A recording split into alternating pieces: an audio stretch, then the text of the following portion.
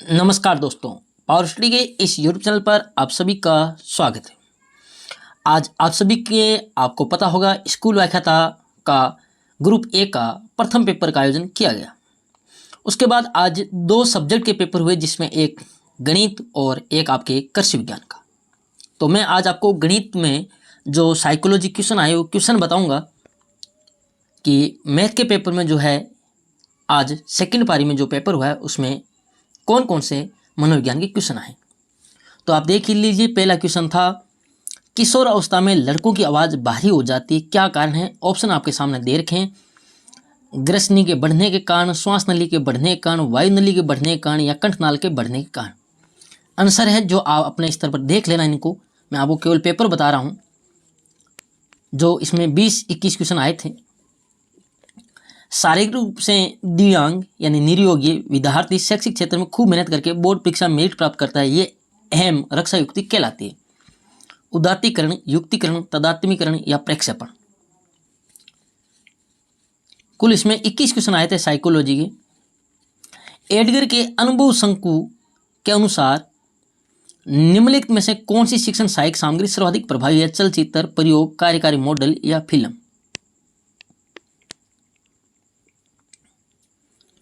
अगला क्वेश्चन है मिश्रित रणनीति के उपयोग के दौरान खिलाड़ियों को क्या उपयोग करना चाहिए।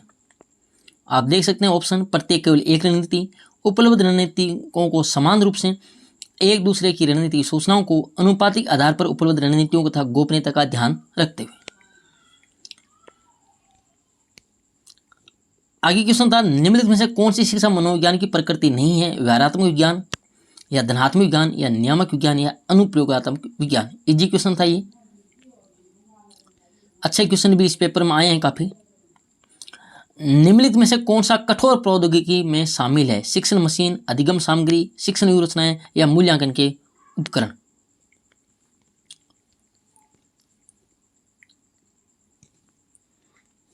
निम्नलिखित में से कौन से अधिगम प्रक्रिया में शामिल है।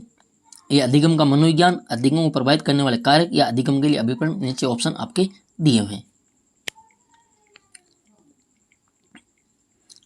अगला क्वेश्चन है एक बालक विभिन्न वस्तुओं को वर्गीकृत, व्यवस्थित, मिलान करना और उल्टे क्रम में रख सकता है। पियाजे के अनुसार, जो जैन पियाजे महोदय थे, उनके अनुसार इस संज्ञानात्मक योग्यता का विकास निम्नलिखित में कौन सी अवस्था में होता है। पूर्व क्रियात्मक या अंत्य प्रज्ञा या मूर्त क्रियात्मक या औपचारिक क्रियात्मक। अगला क्वेश्चन है नैतिक परिप्रेक्ष्य जो व्यक्ति के अधिकारों पर केंद्रित होता है क्या कहलाता है। देखभाल परिप्रेक्ष्य, न्याय परिप्रेक्ष्य, व्यक्तिगत परिप्रेक्ष्य या नीतिपरक परिप्रेक्ष्य। अगला क्वेश्चन है कौन से सहयोगी अधिगम उपागम में अध्यापक कक्षा के अध्ययन के लिए एक समस्या का चयन करता है, परंतु विद्यार्थी निर्धारित करते हैं कि समस्या के अन्वेषण में उन्हें कौन सी विषय वस्तु का अध्ययन करना है। कार्य को समूह के सदस्यों में बांट दिया जाता है जो व्यक्तिगत रूप में कार्य करते हैं, फिर समूह मिलकर एकीकरण, सारांशीकरण और निष्कर्ष प्रस्तुत करते हैं। किसमें मिलकर अधिगम करना या समूह अन्वेषण या जिज्ञासा कक्षा या विद्यार्थी दल में समूह उपलब्धि विभाजन। अगला क्वेश्चन है शिक्षण अधिगम के निर्मितवादी उपागम के संदर्भ में कौन सा कथन गलत है। अध्यापक को लचीली और अच्छी विषय वस्तु का ज्ञान होना चाहिए। अध्यापक में अच्छे शिक्षा का शास्त्रीय कौशल होना चाहिए। अध्यापक में विभिन्न तरीकों से सिद्धांतों का अन्वेषण की योग्यता होनी चाहिए। या अध्यापक में सही विषय वस्तु स्थानांतरित करने की योग्यता होनी चाहिए। अगला साइको का प्रश्न था आपका, किशोरों के सामाजिक विकास से संबंधित व्यवहार की निम्नलिखित में कौन सी विशेषता प्रतिबिंबित होती है। सामाजिक समस्या में रुचि दर्शाना, सामाजिक समस्या में अरुचि दर्शाना, स्थिति मित्रता अभिव्यक्ति दर्शाना या सामान्य रुचि दर्शाना। अधिगम उपागम जो अध्यापक के मार्गदर्शन से व्यक्ति के सक्रिय रहकर ज्ञान और समझ के निर्माण को महत्व देती हुई क्या है, व्यक्तिवादी, निर्मितवादी, वैज्ञानिक या संज्ञानवादी। अगला प्रश्न था आपके गोलमैन की पुस्तक संवेगात्मक बुद्धि यानी EQ, इमोशनल इंटेलिजेंस के अनुसार निम्न से कौन सा कथन संवेगात्मक बुद्धि के संदर्भ में सही है, यानी EQ के संदर्भ में। संवेगात्मक बुद्धि IQ की तुलना में कम प्रभावशाली है या संवेगात्मक बुद्धि IQ की तुलना में अधिक प्रभावशाली है, यानी। और तीसरा ऑप्शन था संवेगात्मक बुद्धि और IQ समान रूप से प्रभावशाली है या संवेगात्मक बुद्धि और IQ में भिन्न संप्रत्यय नहीं है।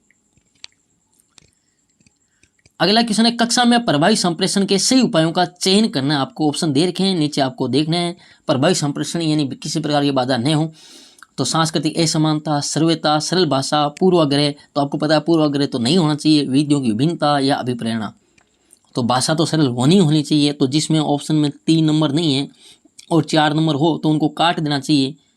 जैसे कि आप यहाँ देख सकते हैं 1 नंबर ऑप्शन तो आपका सीधा ही खारिज हो जाएगा। बाकी बचे ऑप्शन इनमें आप देख लें। अगला क्वेश्चन था, एक लड़की अपने अच्छे व्यवहार के लिए अपनी मां द्वारा एकांतर दिनों पर पुरस्कृत होती है। व्यवहारवाद के अनुसार पुनर्बंधन का यह प्रकार कहलाता है। ऑप्शन आपके सामने है।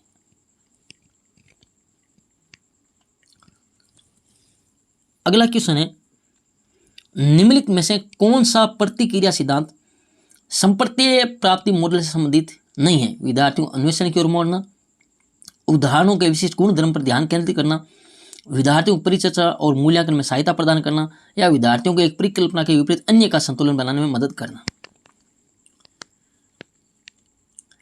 अगला क्वेश्चन है, निम्न शिक्षा प्रणाली उपागम प्रक्रिया प्रणाली में निम्न में कौन शामिल है? अनुदेशनात्मक सामग्री, विषय वस्तु, अनुदेशनात्मक रणनीतियां या पाठ्यचर्या।